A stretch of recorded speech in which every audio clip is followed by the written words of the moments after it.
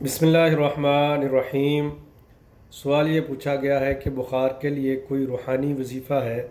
جی، بخار کے لیے حدیث شریف سے ثابت شدہ ایک روحانی وظیفہ ہے کہ سرکار نامدار مدینے کے تاجدار محمد مصطفیٰ صلی اللہ تعالی علیہ وآلہ وسلم کو ایک بار بخار تھا تو آپ کی خدمت میں حضرت سیدنا جبریل امین علیہ السلام حاضر ہوئے اور انہوں نے ایک دعا پڑھ کر آپ پر دم کیا۔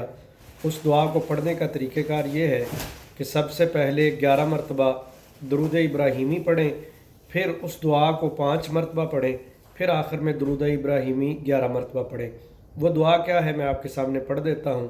بسم اللہ ارقیکا من کل شیء یؤذیکا ومن شر کل نفس او عین حاسد اللہ یشفیکا بسم اللہ ارقیکا۔ یہ صحیح مسلم شریف کی حدیث شریف ہے۔ بخار جتنا بھی پرانا کیوں نہ ہو، جس شخص پر بھی یہ دم کیا جائے گا انشاءاللہ عز و جل اس کو بخار جیسے مرض سے نجات ملے گی۔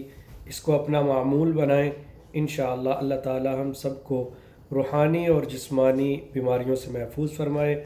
آمین بجاہ النبی الامین صلی اللہ تعالی علیہ وآلہ وصحابہ وبارک وسلم۔